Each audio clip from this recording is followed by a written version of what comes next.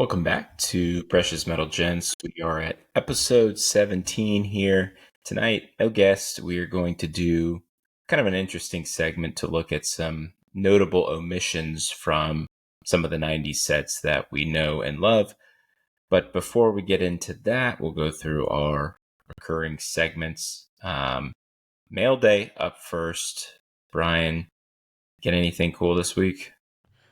Yeah, I did. I got the 2006 Bowman Chrome Amon Green Superfractor 101. I posted it a few days ago on my Instagram. Holding these things in hand, these early, still doesn't even do justice here, but the early Superfractors from either Topps Chrome or Bowman Chrome, they just look different. I think there's just more gold to them, it seems, and it's more of a pronounced kind of spiral or vinyl effect on these earlier ones. And then one thing I like about these 2006 cards is that they have a little touch of gold or red on the border. And when you pair those up with the PSA slab, it looks really good.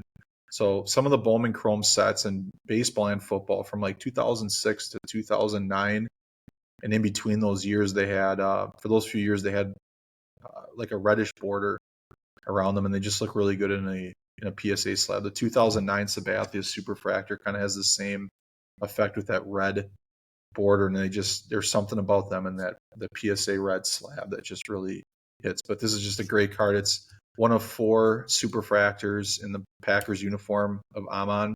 I don't know if he played for the Texans after that. I don't even know if he had a Superfractor after, but it's this one, and then the 2006 Topps Chrome, and then the 05 and 06 finest as well. So this is pretty much it for him. So it's really cool. I think it's his best image too. The thing about the 06 Bowman Chrome set for football is that they have really good images, like some of the earlier Topps Chrome and Bowman Chrome do, but it's like they almost enhance them because they're close-up shots, and then the background is faded. It's kind of getting into like how Prism does, where they fade the background and then they bring the player to the forefront and have really clean like action shot up front. And it's kind of the same with these early Bowman Chromes where they do it. They just bring the player up closer than another set. So it's a really cool card. Yeah, the '06 Bowman Chrome has an excellent layout. It's very simple, but like you said, the shot is great. He's framed well. He's mid run. He's not in some like awkward pose, in the huddle or whatever.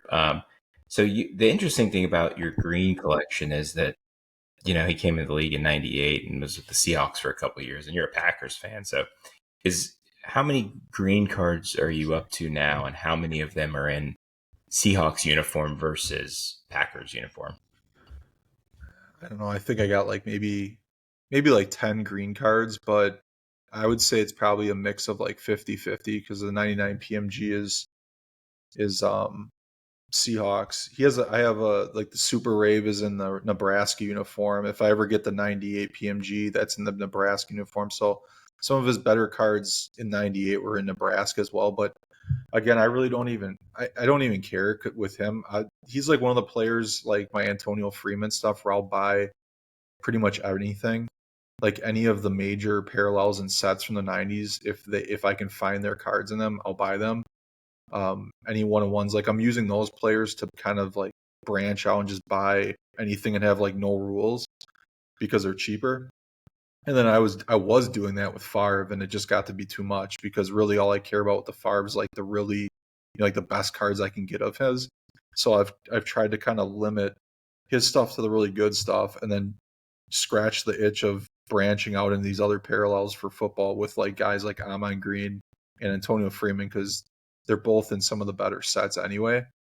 And they're some of my favorite players. So I just use the cheaper guys to kind of get a ton of different cards of theirs and not really have any restrictions, and then use the higher end players, more expensive players, to just kind of limit it and focus on certain ones.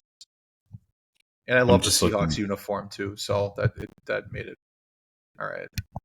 Yeah, plus they're not a rival of or weren't a really rival. Still not really a rival of the Packers. Looking at his numbers: 2,250 yards in 2000. 2003, 20 touchdowns. Yet he was not in consideration for AP Offensive Player of the Year, and he didn't even make an All-Pro team in that year, which is ridiculous. People forget how good he was for the Packers. He's Almost the leading 10,000. rusher in Green Bay history too, which a lot of people forget. Like, you think of like Jim Taylor, Paul Hornung, or all these other running backs back in the day that the Packers have had, but he was the best running back in Packers history. And even not just like statistically, but if you watch him, like his impact in games, I mean, Jim Taylor and Paul Hornung are Hall of Famers, great players. They're always going to get the recognition because they were part of like, the sweep play and the creation of the sweep play. And it was like unprecedented back in the day. But like, if you watched Ahman Green in the early 2000s for the Packers, he was dominant. The only thing that stopped him was that he had a fumbling problem, which led to him having to take off. He had like these arm pads or elbow pads that he was wearing that was causing him to fumble, especially in wet games. So when he took those off, he was better, but he did have a fumbling issue. Other than that, he was purely dominant. So hopefully, he gets more recognition moving forward from other football fans than Packer fans. I'll never forget watching like a early 2000s Monday night game when John Madden was calling it. I think he was like slowly slipping into senility at the time, and he was like, the key to the Packers' run game is Ahman Green. It's like, thanks, John. That's some hard hitting analysis right there. But I always liked watching him because he was, especially in those years with Favre, and then a little bit with well, I guess he didn't really play with Rodgers because he was in Houston at that point. So, yeah. All right. So I've got one card for mail day. 1999 PMG of Isaac Bruce. I had it on my watch list. We were talking through those receivers a couple of weeks ago when you did the profile on the sort of the Hall of Famers and the guys in the 90s versus the contemporary receivers. And it's like, man, these cards it's got some really nice ones. They're pretty undervalued, that 24 karat notwithstanding. And so struck a deal for one off of eBay. Really, really nice.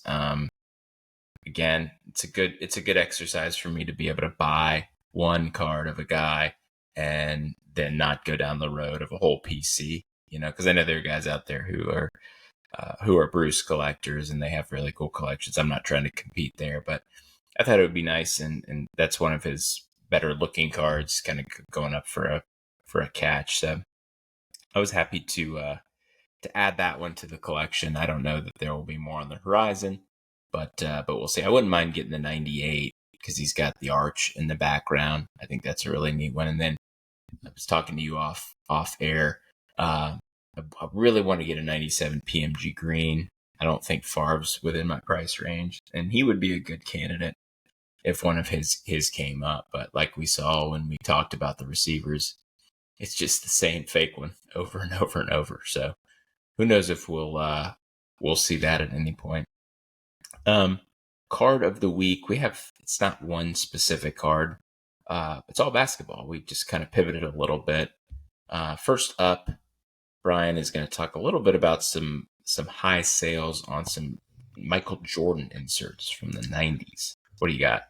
Yeah, so in the spirit of the Star 101 Jordan being talked about everywhere and anywhere Ad nauseum. right now, ad nauseum, we just thought it would be kind of interesting to look at, what effect that card has had on other Jordans, maybe. And everybody knows that Jordan cards sell higher than really anything, and they always have a strong market behind them. But I thought it was interesting when I was looking at some of the sales of cards over the weekend, just in the spirit of that 101 popping up over the past week. And it seems like if anything, it's brought back some even unnumbered inserts or just unnumbered parallels back to the forefront. And we're almost getting into like territory of like 2001, 2022 Jordan market. I mean, if you just look at some of these sales, for example, the Noise Boys, a BGS 9 Noise Boys sold for $8,400 and all these sales are on the 15th of September, and they're all confirmed by Card Ladder. So looking these things up, they're not like something that may have gotten paid for, may not have gotten paid for. They all got paid for. So I think a Noise Boys that was like the top sale maybe, or the top two for Jordan for a card that's in a 8 to 9 range. Now there's been PSA 10s that have gone for higher than that, but I mean that's a really, really strong sale, especially right now in today's market. I guess if you compare it to like that's like early, like COVID era Jordan sales. So like we're getting in that territory. Then there's the biggest one that I was shocked with was the 97 Thrill Seekers PSA 10 sold for $13,100. And the reason why that's really significant is that if you compare it to any of the other sales from that card, so like if you look at in 2024, okay, so in September 2nd, a PSA or a BGS 9.5 sold for $2,735 according to Card Ladder off of a probe scene auction.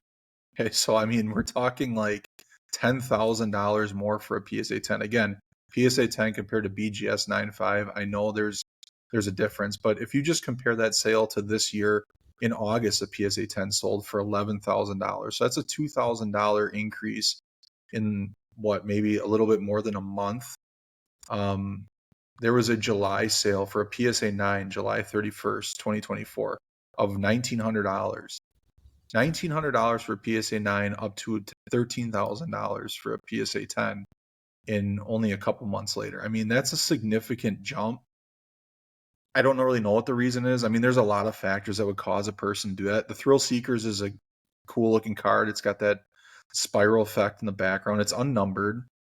There's a lot of them, and especially in lower grade. So it's not like it's a rare card. A PSA 10 is a little bit more rare. I think it's a pop 36. Okay, so I mean, it's not like super rare, but that's a really significant sale for something like that. And then one that was, that was shocking just because of the price, the sheer price. This one was more shocking for not only the price, but just the sale in general in terms of like the card. It's not really like the Thrill Seekers is kind of a popular insert, I guess. This is the 1995 Finest Refractor. Just the Finest Refractor. There's no greening really on this card. It's a really clean card. PSA 10 for $8,100.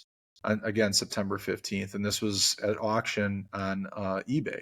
So if you just look at that card on Card Ladder with all the most recent, or with all the graded sales, I guess if you want to price them out, where that thing falls is number 2 overall. The highest sales in 2023, that actually is higher than a PSA 10 that sold in 2021, which was a pretty hot time for Jordan cards.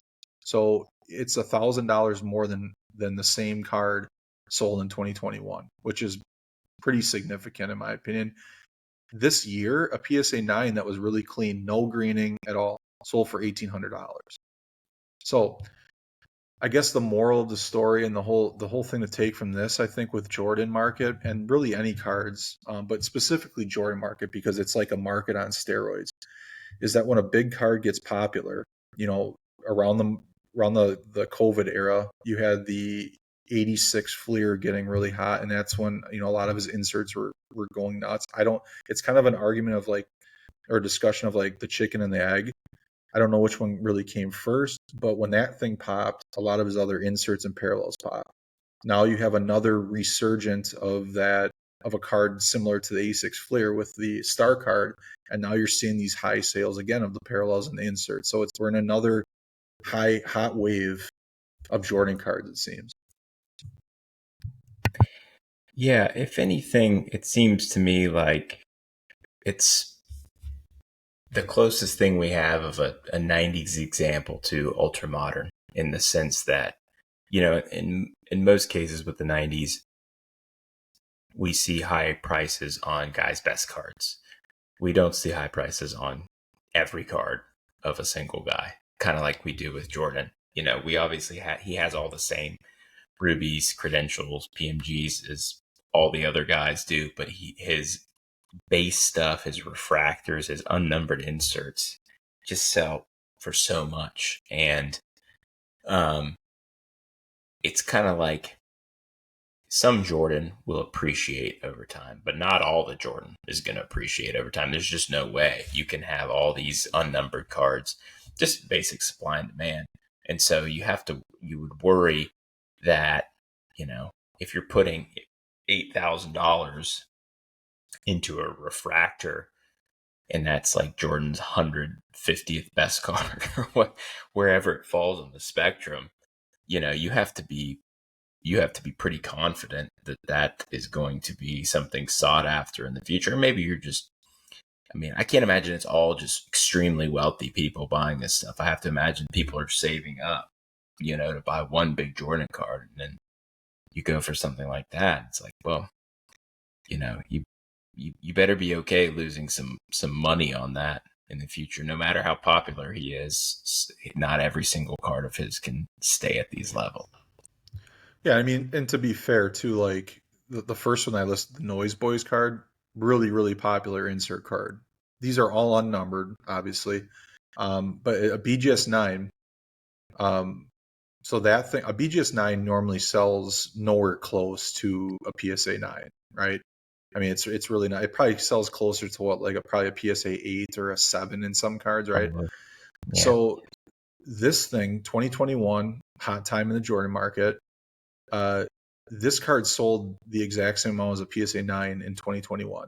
That's just an example of actually two PSA 9s I'm looking at on Card Ladder that sold in 2021 for like between 84 and 8,500. So it's like right on that card, on par with a PSA 9 back then, which is really crazy to me. Now there's been a lot of, when you get into like the PSA 10 and BGS 9.5 range, they're going for 10 to 30,000 depending, take your pick, depending on the year and the card, and if it's like a true gem or a gem plus. But that's a really strong sale. It just goes to show, like, what's going on with these cards and being unnumbered. And if you listen to the crossover, you listen to Chris Holish talk about Jordan being a Jordan collector, it's really tough. And he says this a lot, why he branched out to other players, because he got kind of priced out of the Jordan market. Like, he wasn't interested in going to buy, unnumbered Jordans and overpaying for them. He wanted to get, the best cards he could. And he got, as of right now, it's kind of priced out. So when you collect Jordan like that, it's like you got to only collect Jordan if you're going to pay these prices, unless you're loaded and have unlimited supply. Tough market to crack into. I wanted to highlight one sale here. This ended on Golden Weekly, 1999 2000 Skybox Apex Cutting Edge Warp Tech out of 25. Vince Carter his PSA 7 went for $8,662. This set doesn't get talked about enough. The Warp Tech the Cutting Edge Warp Tech is sort of an under the radar insert in 90s basketball. In the sense of, like, if you're a football or baseball collector, you may not have reason to know about it.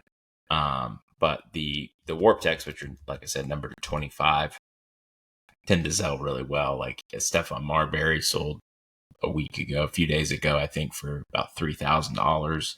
The Kobe sells for over, $15,000. It's a really cool set, and it reminds me a lot of the 2000 men that we talked about on our insert show. Similar kind of design there. The issue for me is, like, seeing it. Obviously, you want it authenticated, you want it slabbed, but there's so much dead space in the slab that it kind of takes away from the visual effect of the card. But I think that's that's inevitable unless they come up with some kind of way to, feature a die cut card in a different way. It starts getting crooked and moving, and that's one of the problems I've had with die cut cards and being slabbed is sort of, they don't stay straight, and you can never get them to stay straight. But that, the cutting edge, seeing that Cutting Edge Warp Tech sale, and then seeing some of the what are they, the Film at 11 top story cards numbered to 11, going for not high five figures, but some like $25,000 has been really interesting to see, because those seem like inserts that you wouldn't typically associate with being sort of the high end inserts, but clearly collectors really want them and they're so exclusive. So I thought it was interesting that Vince Carter, who is a good seller, obviously everybody loved him in the 90s, but still almost $9,000 is high for an insert card. So Did you do you know what the pack odds for that Apex cutting edge? Or no, actually no, never mind. It's out of 25. I'm looking at the base ones. The yeah, plus those are is like the there's separate. I refractor. think there's 3 versions, maybe. Yeah, there's Um, a base and then there's a plus. yeah, there's a. Interestingly enough, there's a the the the Warp Tech version of the cutting edge out of 25. There's a KG on eBay that I saw. It was like $5,000 at best offer, which seems kind of low now that Vince Carter's selling for. It's a like I think it's a Beckett 9. For Vince Carter selling for almost $9,000, Stephon Marbury selling for $3,000. It seems like a pretty good price, especially with the best offer. So somebody go buy that. I've seen these things. I don't see too many of them. And then I mean, seeing this Warp Tech one, the background, it's different than it's similar to like the 2000 men, but it's got like almost like a star effect on the background, and it does look dumb in the PSA slab. It looks like it almost got like a bottle cap slabbed or a pog or Right. something like that. Yeah, it does kind of have that the bottle cap sort of texture around the side of it, but it's a super 90s looking card, right? You Yeah, could see that being like it's like a patch some kid would have on his JanSport backpack or something. it's You an know? awesome card. Yeah, it is nice though. It's nice. All right, let's get into listener questions. First one, Justin 740 Smith cards. Talking specifically late 90s. All right, in 10 years, will the pop report be a good sign of how many copies of serial numbered cards and serial numbering 10 to 300, etc., actually survived? Some people don't grade, even collectors of today, so it'll be interesting to see how collectors look at rare serial numbered cards 10 years from now. Any thoughts about pop reports and what that may teach us in the future? I think it might have like the opposite impact or opposite effect because there's so many people that try to crack out cards like I guess like I think like the sevens and the eight copies will be the numbers will be off in the pop report, but when you start obviously like the tens, I think the PSA tens obviously are going to be accurate. I use the nines and the tens as like an accurate number for like how many are actually graded because there's depending on the card, there's a lot less people that are cracking out nines, and obviously no one's cracking out PSA tens. Uh, but I think like the overall pop report, when you start getting like the higher serial number cards of maybe like something that's in 100 to 300 or 500 range, and you start really looking at like, is this a scarce card? Like how many are actually great in that? I just think that when you get to that range of a serial number, you're going to have so many people that are trying to crack it out because the value in the card for a lot of people, non-collectors, resellers, or I mean even collectors too that like to have the higher graded copy. Their fun in the hobby is cracking the thing out and regrading it, trying to get like a higher grade. So I feel like as you get into the higher serial numbered cards, the pop report is going to be less, accurate.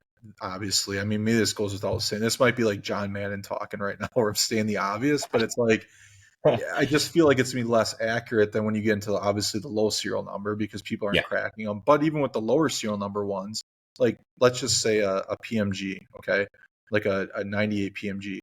There's people that obviously crack out like sixes and sevens out of those trying to get the higher grade because they're trying to sell them. So I'll bet you maybe like I don't know what 10-15% of those in the pop report are probably redone or recracked. right. VGS's pop report is obviously totally screwed. SGC is probably going to be totally screwed up because people are cracking those out. So Yeah, that was all. I always am concerned about that. Like, so I never put much stock in the pop reports of.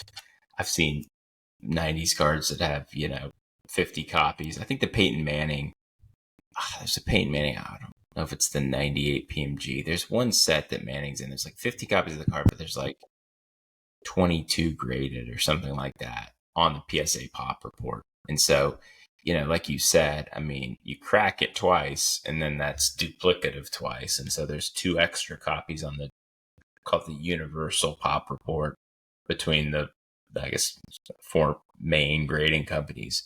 I mean, not that CGC is going to pose a threat to the Pop report, but, in general, PSA and BGS are going to have the most copies graded. But like, as people continue to realize that Beckett is grading fakes, or they're just kind of unreliable and a, shitty company overall, they're going to want to move their cards over to PSA slabs, perhaps even SGC slabs. And so I think for the higher numbered stuff, like you said, it's going to be misleading. For the lower numbered stuff, I could see it being more instructive, but then you still have the issue of like, a change from 6 graded to 7 graded is a big deal when you only have 25 copies of the card. And so it doesn't necessarily, it gives you a ballpark range. I guess if you think of it, like you said, that number of graded cards, it's 10 to 15% in either direction in terms of accuracy. So it's like a confidence interval on either side. And so I don't know. I mean, I think it can be helpful, but I would never want to rely on that. Unless it's just so sparse that it's, I think, like if you look at the grand finales, SPX, that's a good example too, which is like sometimes they get graded, golds get graded as grand finales. And you don't really know if there's mistakes been made or what. So I think pop reports are useful.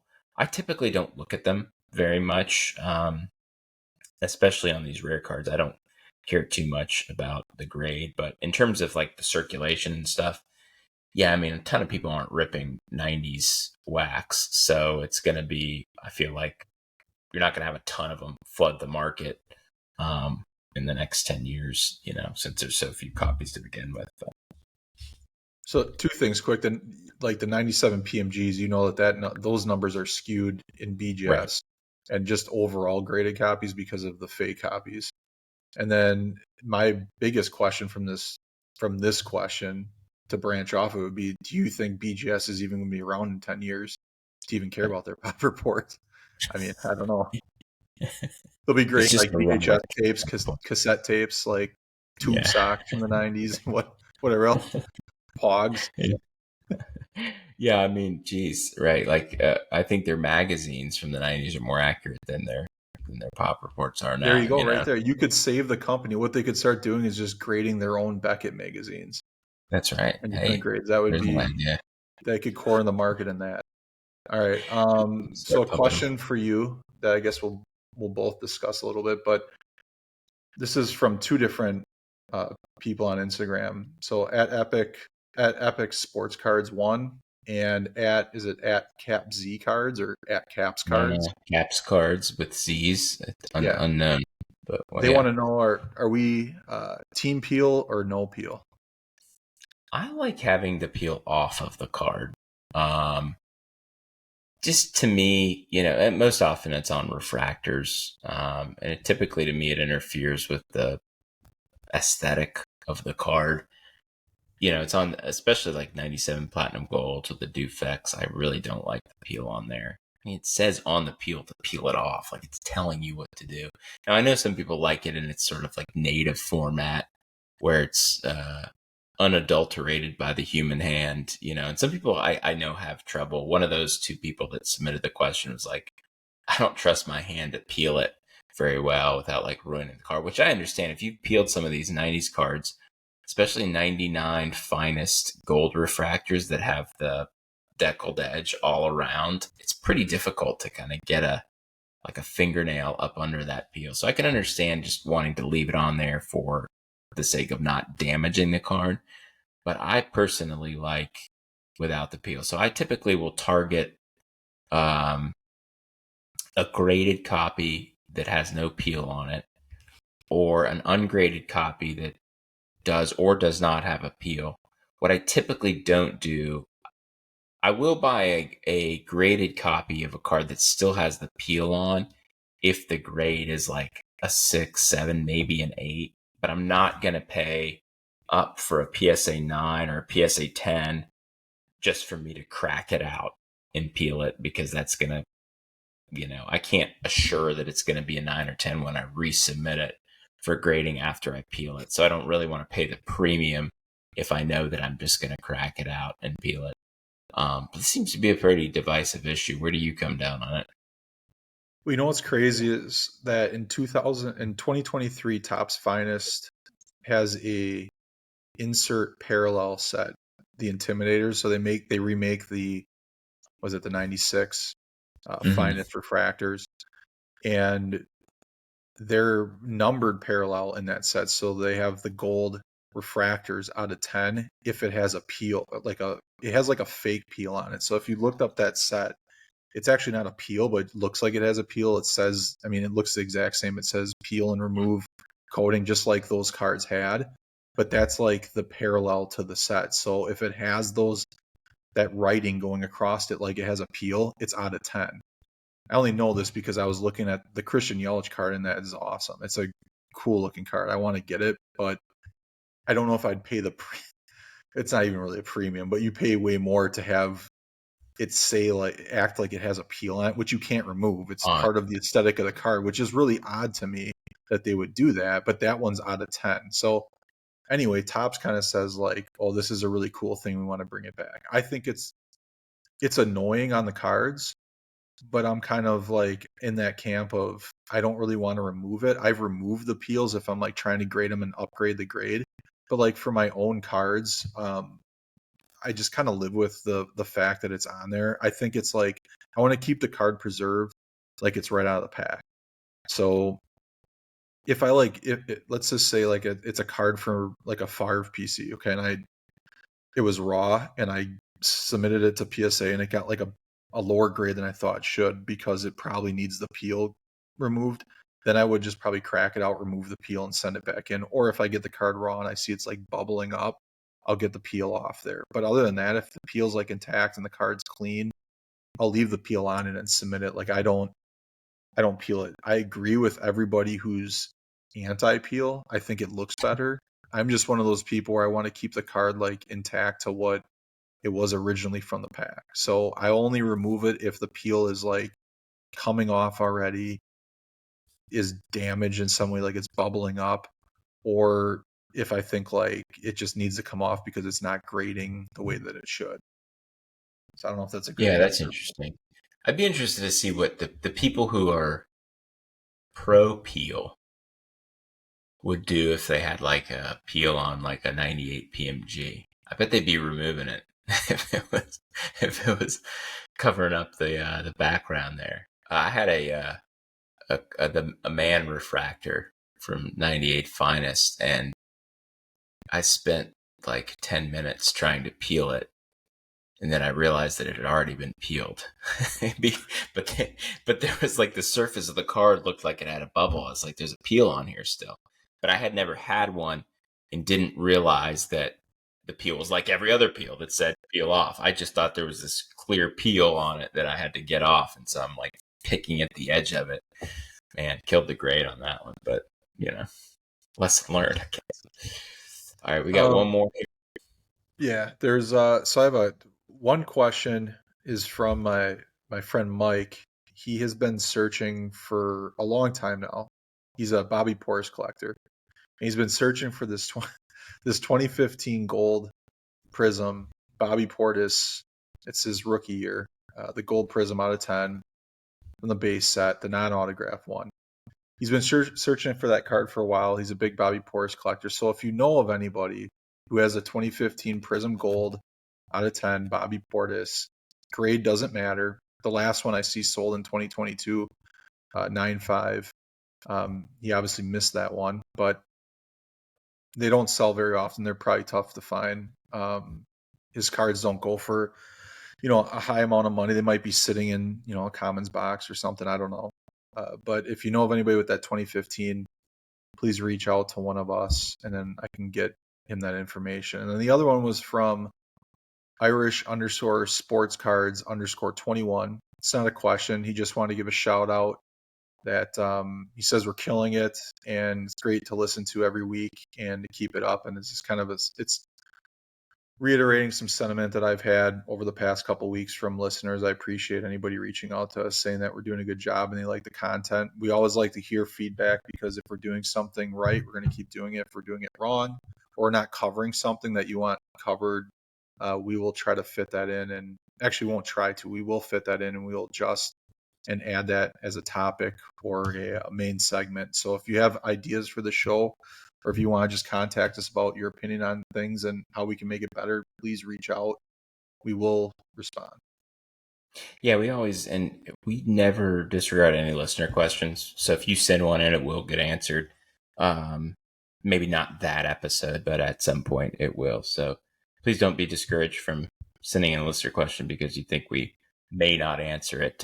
We definitely will. So, all right, let's move into today's main segment, which is major omissions in 90 sets. And so we'll start off with kind of a look. Brian will take us a little bit briefly through 96 and 97 Metal Universe baseball, and then we'll get into some specific sets where specific players were omitted and kind of why that was a bit surprising. So, Brian, take us through 96 and 97 Metal. And if you're on YouTube, or if you're not on YouTube and you're listening to this on Spotify or Apple, there is a brief slideshow with some kind of aesthetics of the cards. So check that out if you're interested. So the only purpose that I put this into a slideshow just so that anybody that's looking at these slides on YouTube, like Zan mentioned, can just see what those cards look like, because that 96 and 97 Metal baseball set doesn't get talked about a lot because there's really no major parallels, no PMGs, but it's the card that would have a PMG had they made it. And really nobody understands. I've tried to do some research on it. Nobody really can say why it doesn't have a PMG parallel. The 96 and 97 look really similar. It's like in 96 they were testing out the baseball, the actual card for all of the sports because they look the same, has the same background, very similar. I guess the only difference, as you'll see in a minute, between the 96 and 97 is that the 97 has probably better foil etching and better artwork and better design. But all in all, it's like they're almost like the same cards with different images and different backgrounds. So nobody really knows why they're not PMGs, or there's no PMG parallel, but there's PMG parallels in the baseball and football. But we'll get to that in a second. So the 96 Metal setup it was $2.49 a pack. It was about an average price for a card pack. It was like mid-end. It wasn't the high end. It was the first year of Metal in general. They tested out the design in this 96 baseball set. It was the first release. It was released in hobby and retail. They had 24-pack hobby boxes with 8 cards per pack, and then they had 36-pack retail jumbos with 6 cards per pack. This screen right here, you have it's my personal favorite designs, but there's plenty of them. I mean, these things are great if you want to if you check them out and just get, like if you just bought the whole set and put them in a binder, they're really cool. And this 96 Metal set actually has a parallel. It's the platinum parallel, and the background it's like, I guess it would be similar to a PMG, but like a silver PMG if they had that. There's no refractor finish to it, but it's like a silver background. They are really cool, and higher grade, they do go for, a decent amount of money for like a Griffey or some of the stars. But the background here is like more of a basic Metal design that you would expect from like the 97s and other sports. I put some images up of an Albert Bell. I tried to vary the images, but I think one of my favorites from this is I guess it would be the Albert Bell. That design is used in a few different players. John Jaha has the same design, but it's like, I don't know, like an explosion off the bat. And then the Kirby Puckett one's really cool. It looks like he's busting through a brick wall. So just some cool designs in those cards. And I try to put these up here to kind of picture, if you're looking at these, like, could you imagine what these things would look like if there was like a red or a green PMG, or if they even tried something cool for the first set and had like a gold or something like that. Yeah, these are awesome. I really like the design here. I have the 95 metal set for Marvel. And so this I also have this set, but it was really just this was right after Flair Skybox had merged with Marvel, and so you've got all these comic book artists who are making sports cards now. There was nothing like this. You know, we came out of the 70s, 80s, which is just paper cards. You know, basically, guy has maybe one, maybe two cards per product that just kind of look the same as all the other products. And so this was something new, revolutionary. They had etched foil. These things were really condition sensitive, if you've ever owned a metal card of any year, really. A lot of chipping because of the foil, and so if you can find them in nice condition, that's pretty rare. So then the 97, there's not a ton that's different, as you're going to see in a minute. It's just that they had better. You can see the difference from one year into like the design and the artwork. And what is cool is they put the artists that designed the background on the back of the card. So that was really cool. They're kind of giving, a shout out to the artists and giving them credit for it, which is neat. Again, $249 MSRP, hobby and retail. The only thing that's different here is that they changed the retail boxes to 18 packs with 8 cards in them. But you can see the difference in the designs are better. The background designs, they've kind of perfected them. And again, you can see like the 96 was kind of like a test run. Like this foil etching was something new, like Zan spoke about just before. They were shifting from, the Marvel comics to now athletes and seeing how that would work on a card and what the reception was. My opinion as to why they didn't include PMGs in either of these two sets, being that they were like the first in metal, and baseball gets released obviously earlier than the other sports.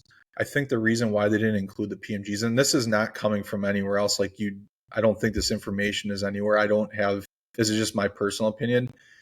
Baseball collectors, as most of us know, are very, they're kind of old school. They want plain Jane base cards because, that's what was.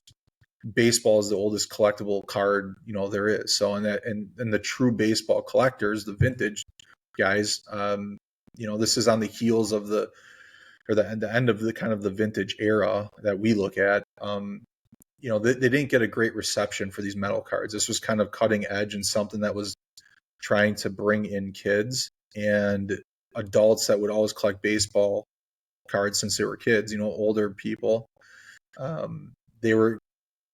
They weren't into this stuff. So I just don't think that they were really trying to be too crazy, even though this is crazy enough. Adding parallels to these cards, they didn't know what the reception was going to be like. So why bring in PMGs and things like that? Now, they tested it out, obviously, in football and basketball, but football and basketball wasn't the same collector base. So I think maybe they felt like they could try some other things and it would bring in more collectors to that market. I don't know. I could be completely wrong, but that's just my opinion with it. This was more of like a test for the base, and then they added more parallels with the other sports. But if you're looking on YouTube and you look at some of these cards, just great designs. Like I can't even imagine seeing some of these designs with a PMG background, especially like a red background on like that Pedro Martinez. I think that thing would really pop. Even with like the Barry Bonds and that, I think they would just look really cool. Yeah, you're right about the traditionalism in baseball card collecting. Like collectors were shitting their pants when Select Certified did a rainbow, and like, can you imagine the reaction? These weren't popular with traditional collectors. So like you said, the numbered parallels may not appeal to, like, you look at this, like Cal Ripken, like there's a demon hand, like it looks like it's pinching his nipple. Like I can see why a traditional baseball card collector would be like, what the hell is this? But now looking back on it, we would love reds and greens, like the McGuire there, green with the McGuire A's colors, like you said, the red with the Martinez. This would be an incredible set, and it's obviously the biggest what could have been, like you mentioned earlier on your first slide. The biggest what could have been of the entire 90s would be the red and green baseballs. I will say, of all sets in the 90s, 97 metal baseball has my favorite inserts top to bottom. There are 6 in the set. The rarest being the mother load, which is 101 and 288 packs. It's die cut. There's also the Mining for Gold, which I really like, has all the prospects. Like there's a Guerrero Roland, super easy to find, 1 in 9 packs. The Magnetic Field was an incredible design. Blast Furnace Acetate card that's almost looking like it's all the top power hitters, and it looks like this sort of apocalyptic red cloud in the background. So if you haven't seen the 97 Metal Universe baseball inserts, go check those out. I think they did a fantastic job, top to bottom, and they are not expensive at all. Okay, so let's talk about we highlighted 5 players here that were strangely absent from major 90s sets. So, Brian, you want to start us off with the biggest one that surprised you? Yeah, that would be the 98-99 Fleer Brilliance 24 karat Michael Jordan. And I guess the biggest reason why that's an oddity, why he was left out of that set, is because the common response to, the question of like, why isn't Jordan why doesn't he have a 24 karat? And most people would say, well, it's post playing days and this and that, but it's the same year of cards as like, he's got cards in the Fleer tradition. He's got Metal Universe cards. He's got PMG, Molten Metal, Skybox Premium. He's in that set. He's in the Skybox Thunder set. The Ultra set had MJ. So all these other major sets had him, but it was like just this set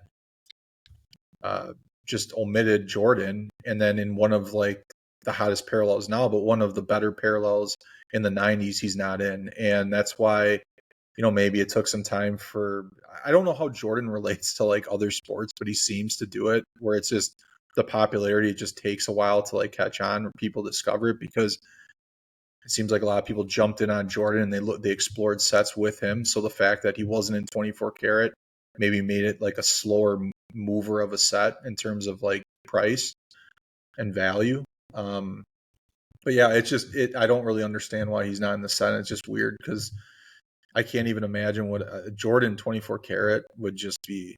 I mean, it would definitely be up there with the green PMG. Probably it wouldn't be maybe to the same level, but it would be climbing to that realm for sure.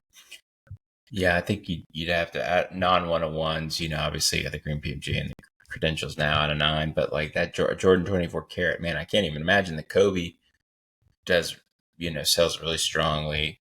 Manning and Moss, and like we talked about earlier, Jordan, he was, any card like is expensive, and so he was the chase even back then. And you look at Griffey in baseball, Griffey's really the most comparable non-basketball player in terms of guys that sell well no matter whether it's numbered or unnumbered. And you see the Griffey sells for a ton, and I imagine Jordan would be even more pricey. But yeah, I agree with you. I understand that he retired in 98, but if that's the case, then why was he in like 8 other sets from the same manufacturer? It doesn't really make sense. And then he's in a bunch of 98, 99 sets that weren't Fleer based. So I've always thought that was a bit It's strange. not a licensing thing either, which, as you said, but then also it's like Fleer Brilliance wasn't a set that was really doing well. Like when they released that, again, we talked about this before, like no one really wanted that card or any of those cards. So it's like, wouldn't you want to do anything you can to get Jordan in? I mean, I just remember in the 90s and like if a video game, like remember NBA Jam with the licensing with Michael Jordan, you couldn't get him in.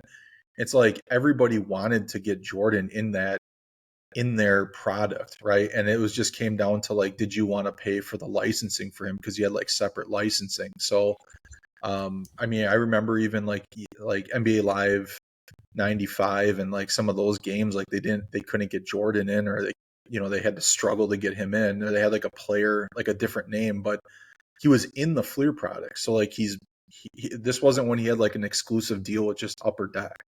So I mean, he was in those products already. So I just don't understand why he wasn't in that. It's just really weird. Yeah, it really is. Next one I thought was interesting. 1998 Metal Universe. We briefly mentioned this in the last episode. Ray Lewis is not in that set. He's in 97 and 99 Metal.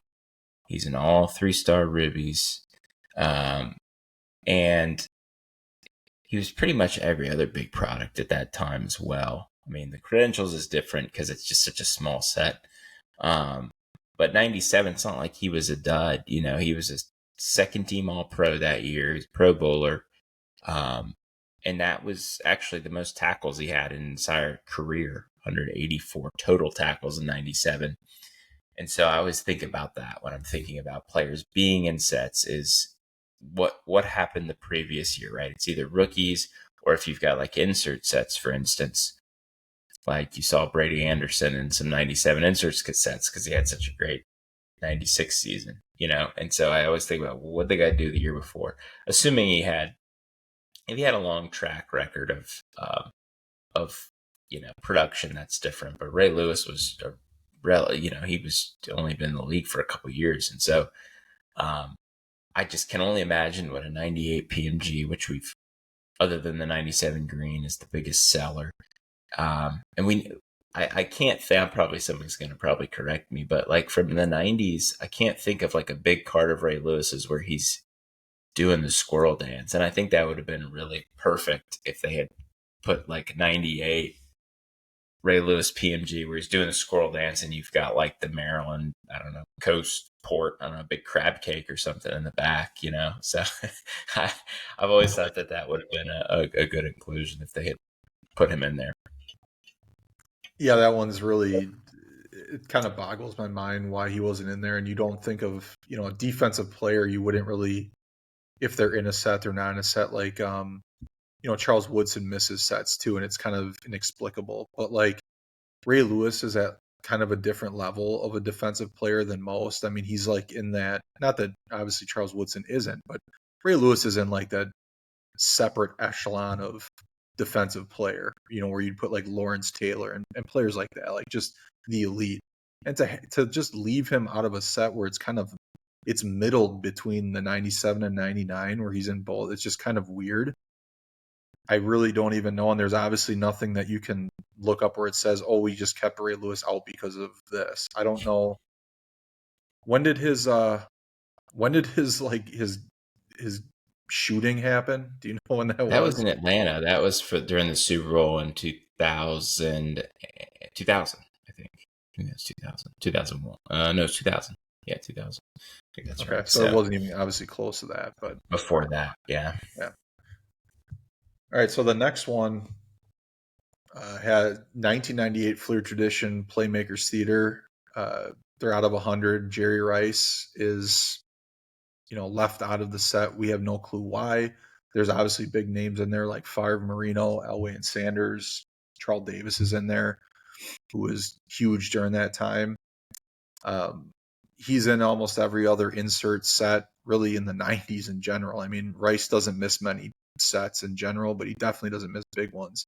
This is like one of the biggest insert sets, if not the biggest, in football, and he's not in it. Now, he was hurt for almost all of 1997, but I mean, it was Jerry Rice. So it was really weird why he wasn't in there. Especially, I'm not knocking my boy Antonio Freeman, but Antonio Freeman is in the set.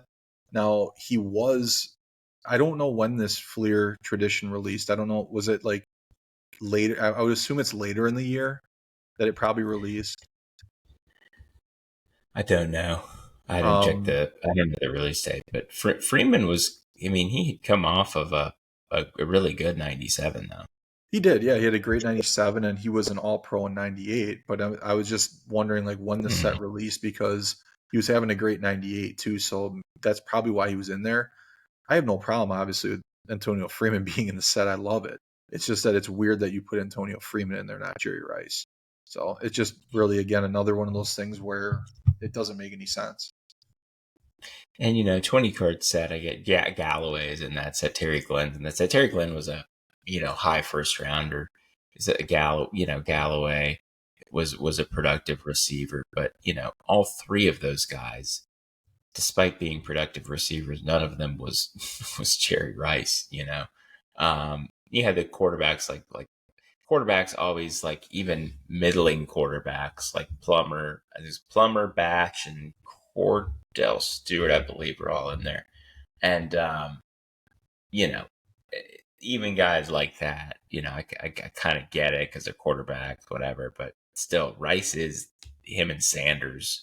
Favre, those were the big names. So I've always thought that was an odd omission. And when I was first getting into '90s cars, I was like, man, I've never seen the Rice Playmakers Theater. I just didn't even think about checking the checklist to see if he was on there. All right, next one. This may seem like a little bit of a strange one. 1998 Skybox EX 2001. 60 cards set.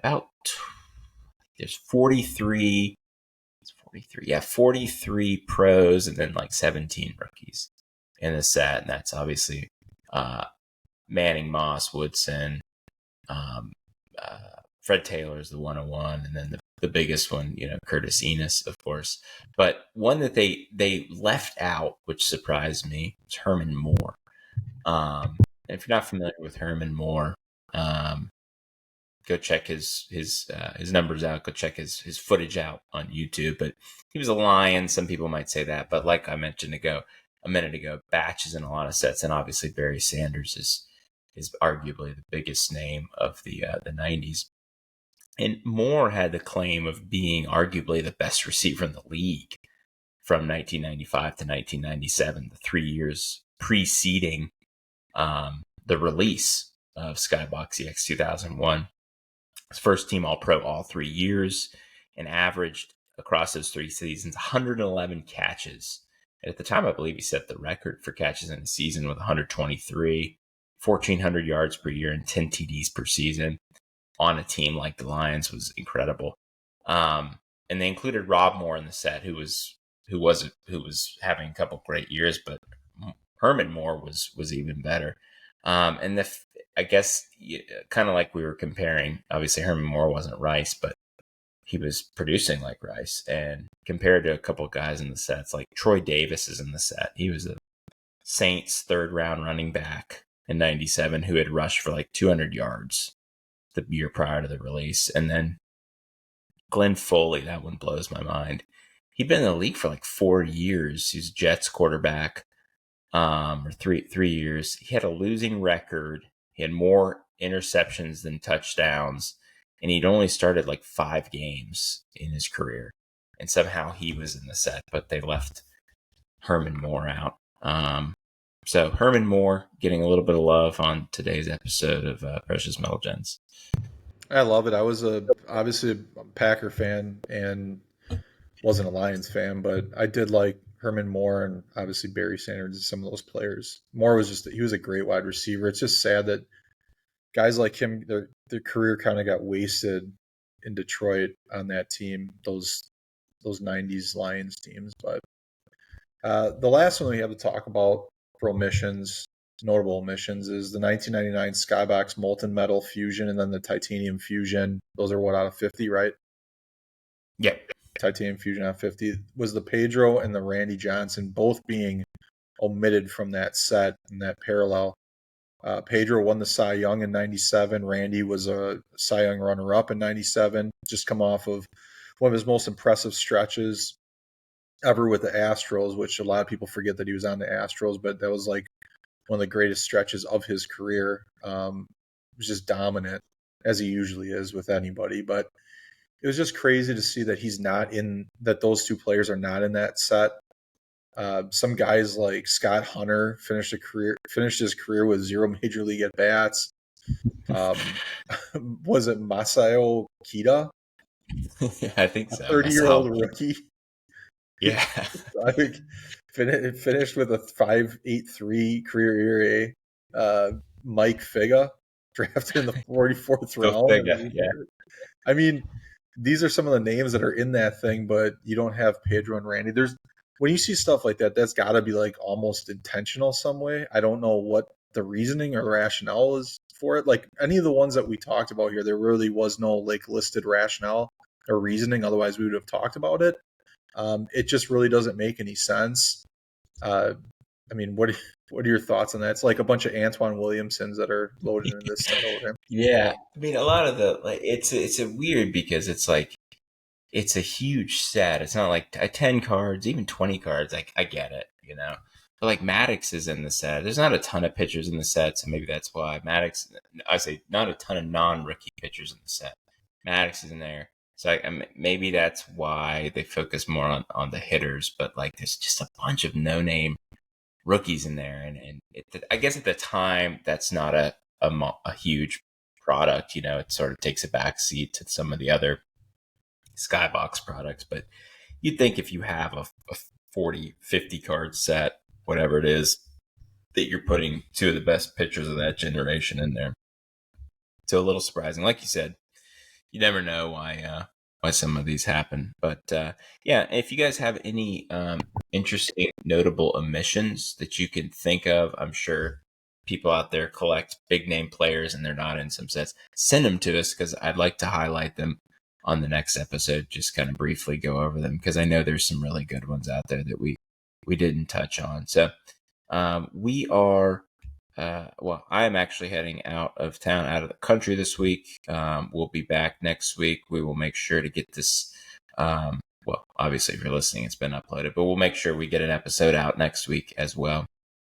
So I hope everybody enjoyed week 2 of the NFL season. Enjoy week 3 this weekend, and we will catch you next week.